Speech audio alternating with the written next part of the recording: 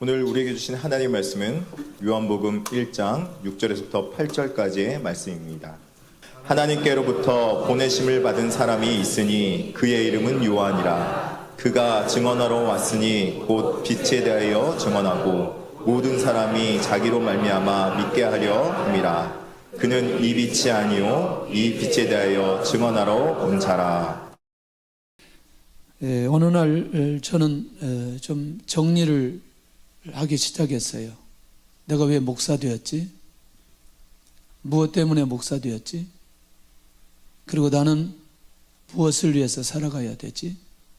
가장 첫 번째가 제 자신과 성도들이 예배를 잘 드리는 성도들이 제 자신이 되어야 된다.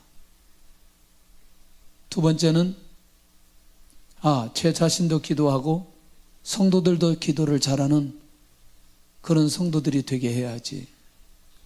세 번째는 하나님을 잘 믿는, 저도 하나님을 잘 믿고 성도들도 하나님을 잘 믿는 성도들 되게 해야지. 네 번째는 예수님 잘 믿는 목사, 성도가 되어야지. 좀 헷갈리지 않기를 바랍니다. 유대인들은 하나님을 잘 믿어도 예수님을 안 믿었습니다. 예수님 안 믿으면, 하나님 잘 믿고 예수님 안 믿으면 구원과 상관이 없습니다. 그렇기 때문에 예수님을 잘 믿어야 됩니다. 다섯 번째 보니까 저 자신도 그렇고 성도들도 그렇고 전도를 잘하는 목사, 전도를 잘하는 성도가 되도록 해야지. 계속 제 안에서 이제 그런 묵상과 생각이 정리가 됩니다. 그것이 우리나라만이 아니고 나라와 종족을 다 초월해서 어느 나라에 가서 누구를 만나든지 복음을 전하는 선교사가 되어야지. 마지막 하나 있더라고요. 하나님의 주신 재정은 하나님의 영광을 위해서 사용하도록 저 자신도 해야 되고 성도들도 하도록 해야 되지. 누가 어느 날 나와서 하나님 앞에 헌신하고 하나님 중심으로 살기로 이렇게 하면 제 몸이 완전히 이게 아무리 피곤하거나 힘들어도 이걸 싹 극복해 가더라고요. 그래서 진짜 내가 이 부분을 원하면서 살아가는 목회자 맞구나. 그런데 땅의 얘기를 막 하는 거죠. 진짜 막 땅의 얘기를 하고 인간적인 얘기를 하고 자기 사상이나 자기 목적을 얘기할 때는 아까 이렇게 올라갔던 게 갑자기 이렇게 내려오기 시작하는 거예요. 내가 역시 하나님 앞에 목회자로서 그 방향으로 가는 게 맞구나 라는 것을 계속 확인했습니다. 제가 이 요한복음을 하면서 더 마음속에 결정이 되는 게 뭐냐면 진짜 우리 성도들 예수님 잘 믿어야 되겠구나. 나도 예수님 잘 믿어야 되겠구나. 요한복음이 끝나고 나면 예수님을 믿는 사람들이 곳곳마다 일어나야 되겠구나. 간단합니다. 그 사람이 예수님을 잘 믿는지 안 믿는지는 상황이 딱 던져졌을 때 인간적 방법으로 이것을 해결하려고 하는 사람하고 주님의 이름으로 해결하려고 하는 사람하고 완벽한 차이가 있습니다. 주님의 이름으로 해결하려고 하는 사람은 예수님 믿는 사람. 우리가 많은 사람들을 우리가 보게 되는데 사실 오늘 이 구분을 좀 해야 됩니다. 요한복음을 기록한 사람은 사도 요한입니다. 오늘 본문에 등장되는 사람은 그 안에 들어가 있는 내용에 있는 사람은 세례 요한입니다. 요한의 같은 이름인데 사람은 다르다는 걸 좀 기억하고 우리 본문의 그 6절 한번 보겠습니다. 시작. 하나님께로부터 보내심을 받은 사람이 있으니 그의 이름은 요한이라. 오늘 사실 이 본문보다도 누가복음 1장 본문을 좀 더 주제로 좀 사용하려고 합니다. 이 요한이 하나님으로부터 보내심을 받은 요한은 어떤 가문에서 출생하느냐? 사실은 제사장 가문입니다. 제사장 사가랴와 그의 어머니 엘리사벳 사이에 태어납니다. 근데 참 재밌는 건 이 이삭이나 삼손처럼 하나님의 섭리로 태어나게 되는 거죠. 참 재밌는 게 있어요. 그게 뭐가 재밌느냐? 사가랴와 엘리사벳이 하나님 앞에 의인이고 흠이 없었던 부부로 누가복음 1장 6절에 기록되거든요. 그런데 엘리사벳이 잉태를 못함으로 자식이 없고 나이가 많았던 그런 부부로 기록되고 있습니다. 자, 정리됐죠? 이 부분에 대해서도 그렇게 어렵잖아요. 하나님 앞에 의인인데 흠이 없는데 자녀는 없다. 이거 무슨 말일까? 그런데 이미 나이는 많고 자식은 없고 이런 상황이 지금 1장 6절입니다. 그런데요, 우리 누가복음 1장으로 가보겠습니다.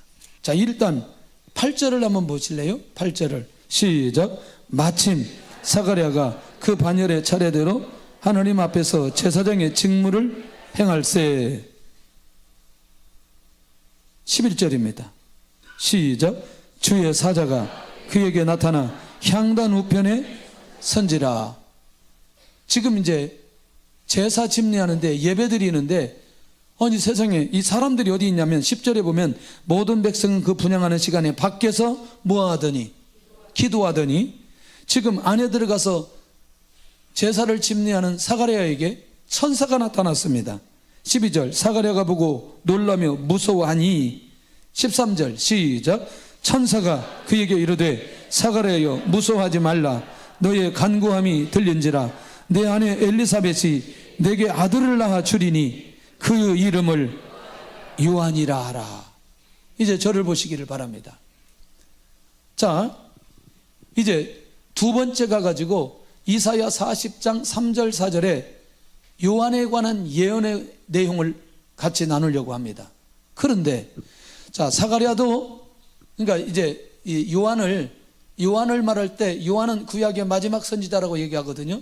그러면 말라기서가 기록되고 끝나고 마태복음이 되기까지 400년의 기간이 있는데 그 기간 동안에 단 한 번도 하나님이 말씀하시거나 선지자를 보내거나 누구를 보낸 적이 없어요. 그러니까 400년 암흑기가 지나고 난 이후에 하나님께서 지금 누구에게 나타나느냐?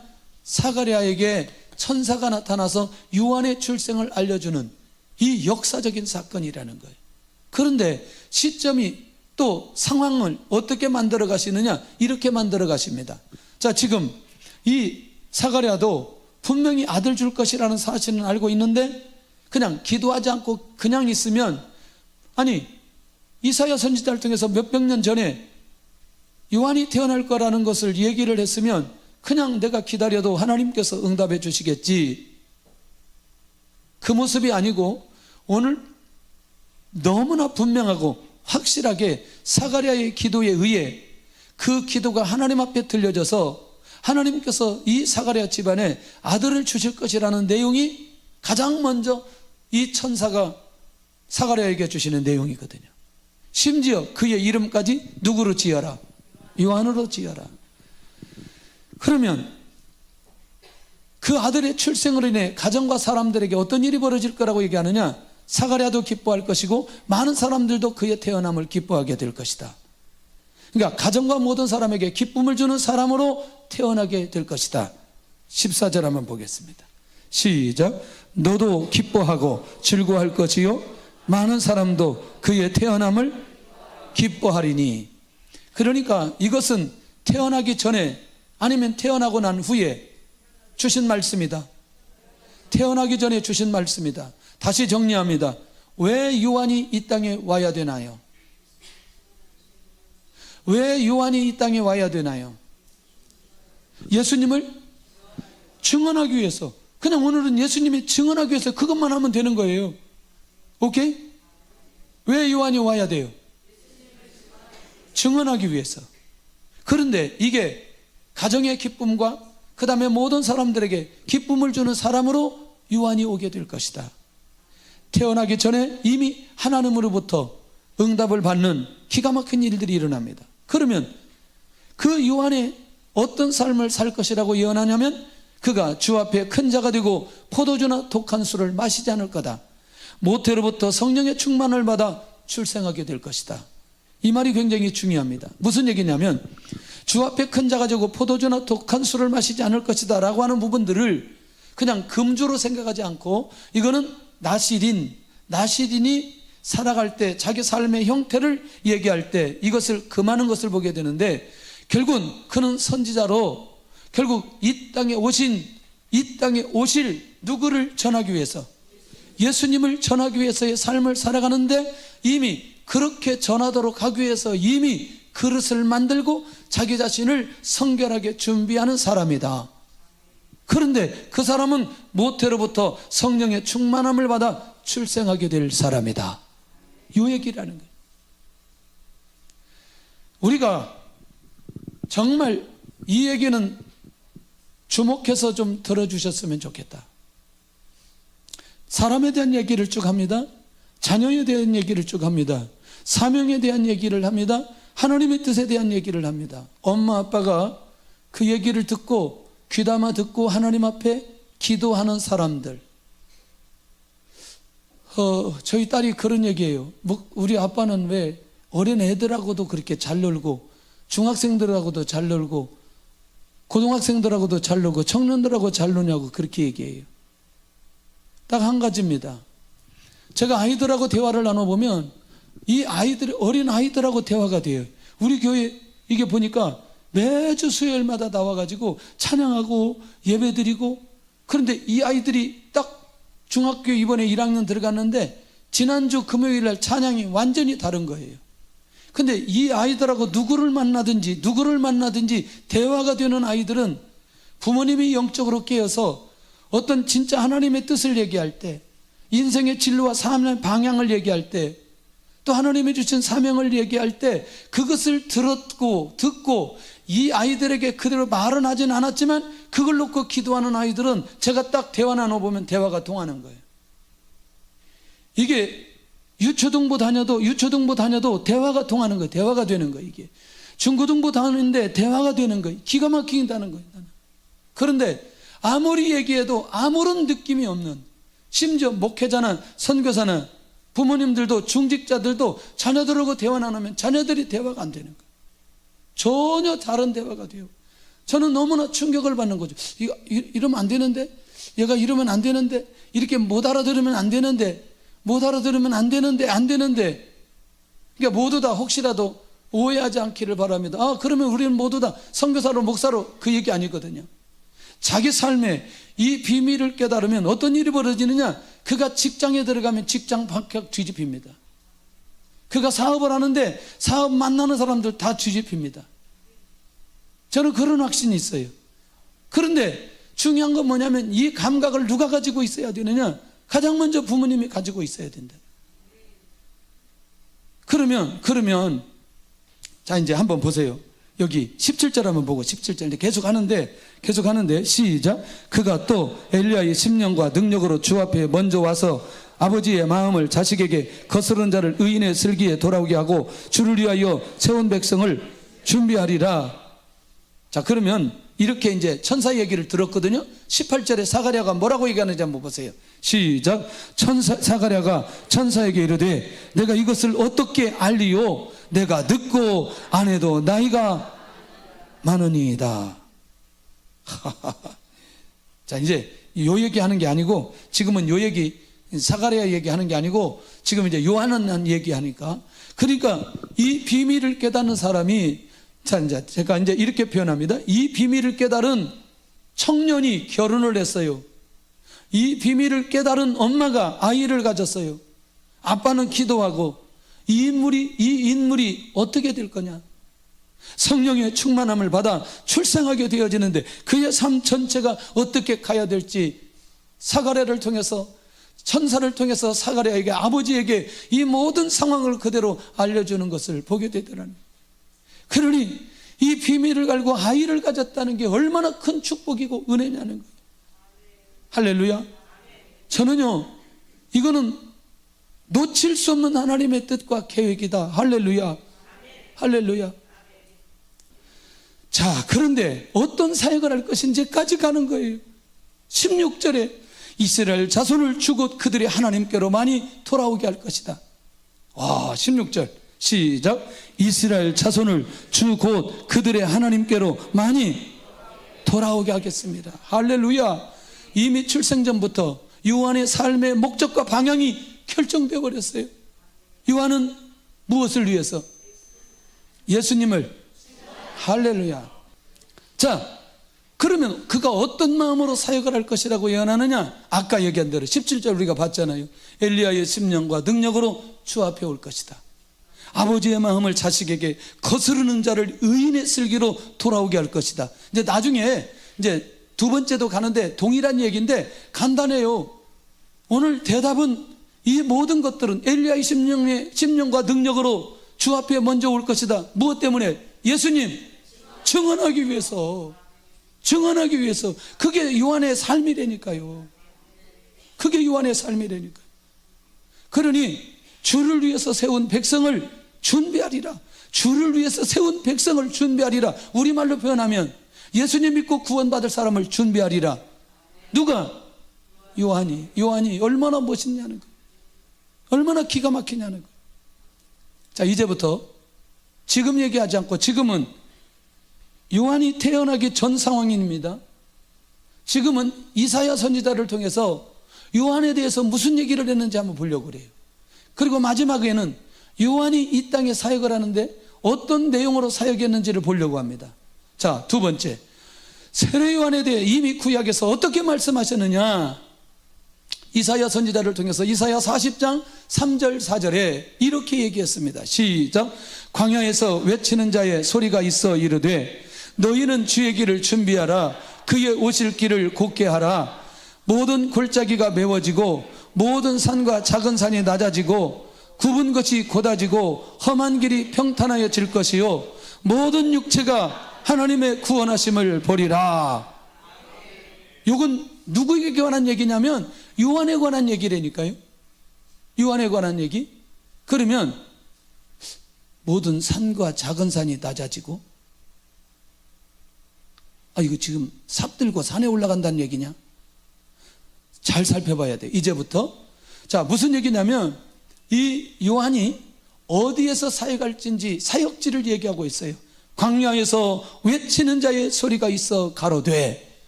주로 요한의 사역은 어디에서 사역했냐면 광야에서 사역했습니다. 할렐루야. 그런데 광야에서 사역했는데 사람들이 몰려와요? 몰려오지 않아요? 몰려와요. 메시아인 것처럼 착각하고 몰려오기도 하고 엘리야인 것처럼 착각하고 몰려오기도 하고, 그리고 뭐 받기 위해서? 세례받기 위해서 몰려온다는. 그러니까 요한은 어디에 있든지, 그게 광야에 있든지 산에 있든지 사람들이 몰려오게 되어 있다. 왜? 요한에게는 메시지가 있기 때문에. 할렐루야. 예. 두 번째, 너희는 주의 길을 예비하라. 그의 첩경을 평탄케 하라. 이게 누가복음 3장 5절과 이사야 40장 3절이 같이 연결되어 있거든요. 그대로. 그러니까 그 내용을 누가가 그걸 그대로 가져왔어요. 이사야 40장 3절에 있는 내용을 그대로 가져왔어요. 회개를 위해 복음이 마음속에 들어갈 수 있도록 길을 만들다. 누가 길을 만들 거다? 그렇지, 요한이. 궁극적으로 누구의 길이에요? 예수님의 길이라는. 그가 만든 길은 주의 길을 만들기 위한 길을 만들도록 그가 이 땅에 와서 이 사역을 감당하게 될 것이다. 아니, 지금 요한이 태어난 얘기가 아니라니까요.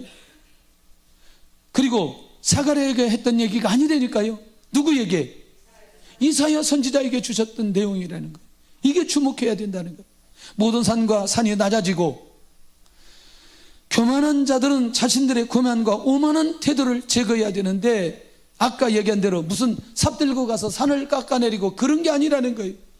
그러니까 오직 그리스도를 믿기 위해서 가져야 될 자세를 올바로 가지게 만들도록 역할하는 사람이 누구다? 요한이다. 그러니까 교만한 사람들이 자신의 교만과 오만한 태도를 내려놓지 않으면 뭐 받을 수 없기 때문에? 복음을 받을 수 없기 때문에. 복음을 받을 수 없기 때문에, 예수님을 믿을 수가 없기 때문에 예수님을 믿기 위한 자세를 가지게 만든다는 의미가 무엇인지를 살펴볼 필요가 있다. 할렐루야. 그러니 우리가 어떤 경우라도 이미 그가 하나님께서 선지자를 통해서 약속한 그대로 이 땅에 살아있는 동안에 살 수밖에 없는 삶의 모습이 계속해서 요한을 통해서 나타나게 되어 있다는 거죠. 자, 보세요. 40장 4절 누가복음 3장 5절에는 굽은 것이 고다지고 굽은 심령, 교활하고 간사하고 사악한 습관들, 이 모든 것들이 내려놓지 않으면, 그것을 고다지게 만들지 않으면 절대로 뭐 받을 수 없으니? 그렇지, 복음 받을 수 없고 구원 받을 수 없으니, 이 사역을 누가 할 거다? 요한이 할 거다. 첫마디에, 요한이 사역하는 첫마디에 이 모든 게 다 들어있어요. 첫마디에. 할렐루야. 그러니 이런 하나님의 계획 속에 이 땅에 요한이 와야 되는데, 중요한 건 뭐냐면 엘리사벳은 나이가 들고 그 비전이, 아들에 대한 비전이 점점점 약해져 있는 그때에 놀라웠게도 천사를 통해서 사가랴에게 알려주셔야만 했다는 거예요. 그리고 이것은 이미 이사야 선지자를 통해서 예언했던 내용이고, 요한은 오직 복음을 위해서 사람의 마음을 내려놓게 한다는 건데, 험한 길이 평탄해질 것이고, 이거 뭐냐면 하늘 가는 길, 곧 구원의 길을 막고 방해하던 난관들, 냉정함, 고집, 험한 길을 평탄하게 할 거다. 그것들을 제거하고 오직 복음이 그 안에 들어가도록 그 역할을 요한이 하게 할 것이다. 아니, 그냥 한마디로 하면 좋겠는데 굉장히 많아요. 인간이 가지고 있는 모든 복음의 장애물들을 제거하는 일에 요한이 쓰임받게 될 것이라는 이것이. 자, 모든 만물을 예수님께서 만들어 주셨어요. 만드셨어요. 창조주 하나님, 만물을 다스리는 하나님, 생명으로 오신 하나님, 빛으로 오신 하나님, 그분을 증거하기 위해서 한 사람을 보내는데 그 사람이 누구다? 요한이라는 거예요. 그러니까 지금 하나님에 대해서 소개를 딱 사도 요한이 해놓고 그 다음에 바로 이 하나님에 대해서 증거로 온 사람이 있는데, 그 사람이 누구냐? 세례 요한이다. 그 세례 요한은 최소한도 구약에서부터 약속된 사람이고, 그가 태어나기 전에 사가랴에게 천사를 통해서 하나님의 뜻을 계시받은 사람이 누구이다? 요한이다. 그러면 요한의 삶의 배경은 결국 누구이냐? 하나님의 절대 주권 안에서 요한이 이 땅에 태어났고, 요한은 그 삶을 살아야 되는 것이 하나님의 뜻이고 하나님의 계획이다.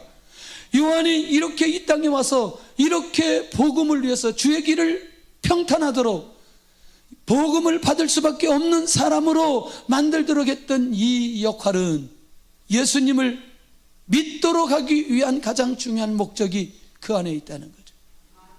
요한이 이렇게 증거했으니 예수님을 믿지 않고 거부할 사람들이 있으면 안 된다는 거죠. 그러면 여러분들 나중에 이제 요한복음도 가서 보겠지만, 자, 다시 모든 육체가 하나님의 구원하심을 보리라. 이제 요 얘기가 계속 이어집니다. 이 말이 뭐냐면 유대인뿐만 아니라 모든 이방인들이 하나님의 구원을 경험하게 될 것이다.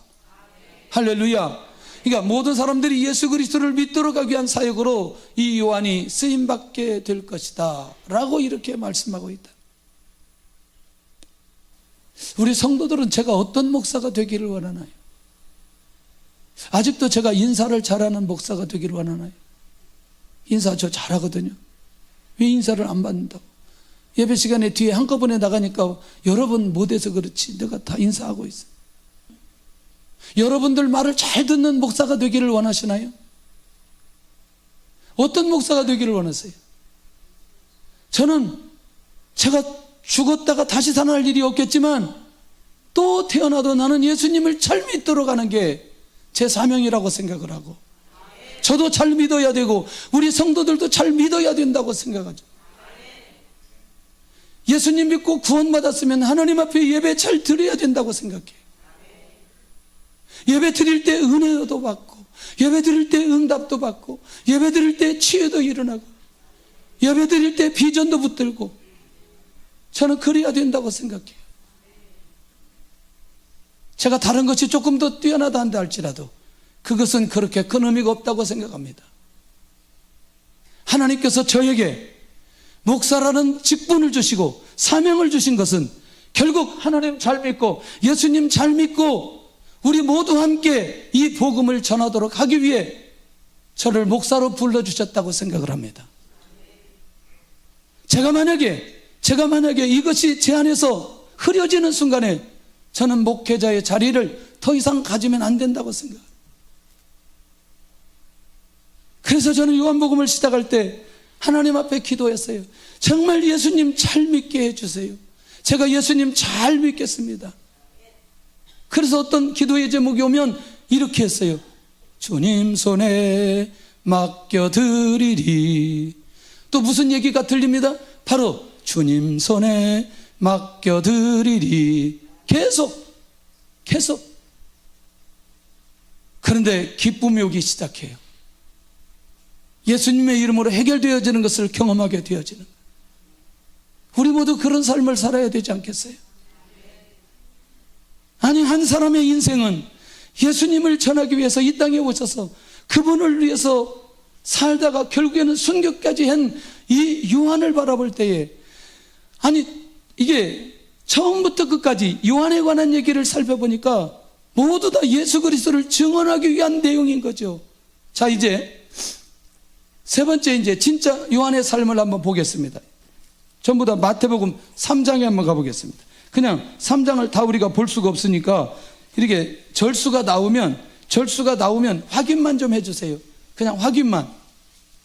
요한이 입은 옷을 통한 삶의 모습이 뭐냐? 우리가 잘 아는 대로 낙타 털옷을 입고 허리에 가죽들을 띄었다. 이야, 요한이 기가 막힌 옷을 입었네. 낙타 털옷. 이야, 이게 이 비싼 건데 이거. 그러지 않기를 바랍니다. 예, 요한의 삶과 삶의 목적은 오직 이 빛을 증언하는 거예요. 빛이신 하나님을 증거하는 거예요. 생명이신 하나님을 증거하는 거예요. 할렐루야. 어떠세요? 이 빛 대신 그리스도를 전하는 사람에게는 의복이 별로 중요하지 않는 거예요. 의복이 별로. 두 번째, 유대 광야에서 요한이 먹은 음식 메뚜기와 석청이라. 그랬더니 무슨 얘기냐면 메뚜기가 얼마나 건강식인데, 아니 먹을 것이 없고 이거밖에 없다니까. 이걸 제발 좀 그렇게 접근하지 않기를 바랍니다. 그만큼 그에게는 음식도 별로 중요하지 않았다는 거예요. 왜? 누구만 전하면 되니까. 예수님만 전하면 되니까. 그러면 이제 지금부터 이제 주목해야 됩니다. 아까 지금까지 말했던 모든 것에 대해서 이사야 40장 30절 44절을 3장 4절을 어떻게 지금 처음에 출발하는지, 마태복음 3장 7절에 세례 베푸는 대로 나오는 사두개인들, 바리새인들을 향해서 뭐라고 말하는지 한번 같이 해볼까요? 와, 이거 진짜 어떻게 7절을 해야 되는데, 그냥 독사의 자식들아, 누가 너희를 가르쳐 임박한 진노를 뭐하라 하더냐? 피하라 하더냐? 와, 그래도 한번 해보면 좋을 것 같아요. 3장 7절 시작. 요한이 많은 바리새인들과 사두개인들이 세례 베푸는 대로 나오는 것을 보고 이르되 독사의 자식들아, 누가 너희를 가르쳐 임박한 진노를 피하라 하더냐? 그러면 아까 이사야 40장 3절 4절에 있는 말씀을 한꺼번에 여기서 표현하는 거 아니에요. 보세요. 복음을 받으려면 선민으로 경건한 채하고 독을 품은 마음을 제하라. 무슨 말이냐면 경건한 채하고 실제로 경건하지 않는데 경건한 채하는, 그리고 독을 품고 실제로 이들은 누구를 믿지 않아요? 예수님 안 믿어요. 그런데 누구는 믿어요? 하나님 믿어요. 구원 받았을까요? 못 받았을까요? 못 받았어요. 할렐루야. 그러니까 어떻게 그 바리새인들과 서기관들을 향해서 그렇게 한순간에 이렇게 외칠 수 있을까? 이미 이것은 요한이 이 땅에 와서 해야 될 사명인 걸 오늘 이사야를 통해서, 천사를 통해서 하나님께서 이미 말씀해 주셨습니다. 그리고 스스로 아브라함의 후손이라고 자랑하는 것을 내려놓아라. 가장 중요한 것들만 지금 건들고 있는 거죠. 맞잖아요. 예, 독사의 자식들아, 어우 충격적이죠. 누구도 지금까지 이들에게 이런 얘기를 한 적이 없으니까. 아까 얘기했잖아요. 400년 동안 누가 와서 외친 적이 없다니까요. 지금 400년 만에 누가 드러났어요. 지금 요한이 드러나서 진짜 중요한 복음을 받기 위해 토양을 준비하고 있는 요한의 사역을 볼 수 있다는 거죠. 회개에 합당한 열매를 맺어라. 자신의 죄를 깨닫고 그 죄에서 돌아오는 삶이 회개인데, 결국 뭐냐면 내가 죄를 고백하고 내가 더 이상 그 죄를 짓지 않아야 온전한 회개인데, 회개에 합당한 열매를 맺어라, 바로 그 얘기거든요. 근데 이들은 회개를 알지도 못하고 하지도 않았던 사람들, 사두개인들, 바리새인들, 서기관들, 속으로 아브라함이 우리 조상이라고 말하지 말아라. 하나님이 능히 이 돌로도 아브라함의 자손이 되게 하시리라. 이 말이 무슨 말이냐면, 내가 혈통적 유대인이기 때문에, 내가 혈통적 아브라함의 자녀이기 때문에, 후손이기 때문에 우리가 선민이라고 생각하고 우리가 구원받았다고 생각하는데 착각하지 말으라는 거지. 혈통적 유대인이라 한다 할지라도, 아브라함의 후손이라 한다 할지라도 예수님을 믿지 않으면 구원받을 수 있다 없다? 누구 얘기해? 이게 전부 다 로마서에 사도 바울이 얘기한 거지. 유대인들 향해서 얘기한 내용 아니냐는 거예요. 그래서 하나님 제대로 믿어야 되고 예수님 제대로 믿어야 되는 비밀이 여기에 있다는 거죠. 요한복음 하면서 예수님 제대로 믿는 우리의 신앙, 우리의 삶이 회복되었으면 좋겠습니다. 할렐루야. 진정한 복음을 받기에는 너무나 마음이 높아져 버린 바리새인들과 사두개인들. 와, 네 번째가 더 충격적인 거죠. 10절 우리 가겠습니다. 10절 마태복음 3장 10절 시작. 이미 도끼가 나무 뿌리에 놓였으니 좋은 열매를 맺지 아니하는 나무마다 찍혀 불에 던져지리라.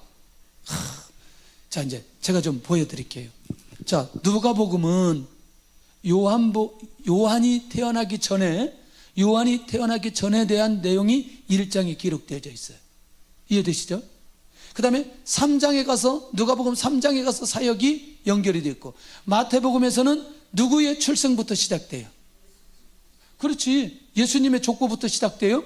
그리고 3장에 와가지고는 누구의 사역이 먼저 열려져? 요한의 사역이.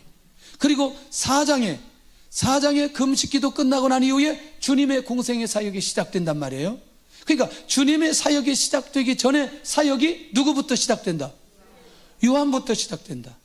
그러니까 이 내용이 기가 막힌 비밀이 있고, 여기 13절부터 15절까지 가서 보면은 예수님이 누구에게 와서 세례를 받아요? 요한에게 와서. 이거 왜 예수님인데 와서 세례받느냐? 인간의 모습으로 예수님이 요한에 와서 세례받는다는 거 잊지 마세요. 또 하나님인데 왜 예수님이 세례받느냐? 그런 얘기 하지 말고. 자, 중요한 건 그 얘기가 아니고 드디어 오늘 기회가 왔다는 거지. 요한의 메시지를 통해 이미 도끼가 나무 뿌리에 놓였으니 좋은 열매를 맺지 않은 나무는 찍혀 불에 던져지리라. 가장 결정적인 기회를 바리새인과 사두개인들에게 주는 거죠. 지금이 기회라는 거지. 지금이. 죄 회개하고 세례받고 예수님 믿고 구원받으라, 그거라는 거죠. 자신의 삶에 가장 목숨 걸고 복음 전하는 요한의 삶과 메시지는, 이게 그냥 뭐 오늘 이렇게 살다가 끝나는 게 아니고, 내일 살다가 끝나는 게 아니고, 요한이 살다가 죽을 때까지 이 삶을 살다가 하나님 앞에 순교당하죠. 헤롯에 의해서. 결국 그가 살아있는 동안에는 처음부터 끝까지 뭐 하기 위해서? 예수님 증언하기 위해서, 예수님 증언하기 위해서, 하나님의 아들이라는 사실을 증언하기 위해서, 예수님이 하나님이라는 것을 증언하기 위해서 요한의 삶이 오늘 이러한 삶으로 인도받는데 드디어 살짝 열어놓습니다. 나는 물로 세례를 베풀지만 주님은 성령으로 세례를 베풀어 주실 것이다. 제대로 소개합니다. 요한의 삶의 가장 중요한 목적은 예수 그리스도를 전하는데, 이 불과 성령의 불로, 사실은 불과 같은 성령이 임해서 예루살렘 전체를 소동을 일으키고 그때부터 복음이 확장되어지는 이 역사적인 사건은 사도행전 1장, 사도행전 2장에서 성취됩니다. 자, 한번 보세요. 다시 11절 마태복음 3장 11절 시작. 나이는 너희로 회개하기 위하여 물로 세례를 베풀거니와 내 뒤에 오시는 이는 나보다 능력이 많으시니 나는 그의 신을 들기도 감당하지 못하겠노라. 그는 성령과 불로 너희에게 세례를 베푸실 것이요. 12절은 제가 하겠습니다. 손에 키를 들고 자기의 타작마당을 정하게 하사 알곡은 모아 곳간에 들이고 죽정이는 꺼지지 않는 불에 태우시리라. 이게 요한의 메시지예요. 요한의 삶이에요. 요한의 사역이에요. 얼마나 멋있는지. 다시 요한복음 1장으로 돌아오겠습니다. 요한복음 1장으로 돌아오겠습니다. 아무리 요한이 뛰어나도, 요한에게 능력이 있어도, 요한이 세례를 베풀어도 그는 이 빛이 아니요 이 빛에 대하여 증언하고 자기로 믿게 하려 함이래라. 자, 7절입니다. 1장 7절 시작. 그가 증언하러 왔으니 곧 빛에 대하여 증언하고 모든 사람이 자기로 말미암아 믿게 하려 함이라. 그는 이 빛이 아니요 이 빛에 대하여 증언하러 온 자라. 그게 누구라고? 요한이라고. 창조주 하나님, 만물을 다스리는 하나님, 생명이신 하나님, 빛이신 하나님을 증언하는 일에 부르심을 받은 사람이 요한이었다. 요한 때문에 우리의 믿음은 깊어져야 됩니다. 우리의 믿음이 더욱더 새로워져야 됩니다. 이 빛을 증언하는 사람은 자기 죄를 분명하게 알고 용서받는 사람이고, 이 빛을 증언하는 사람은 이 빛을 증거하는 일에 사명을 받은 사람이다. 얼마나 멋있나?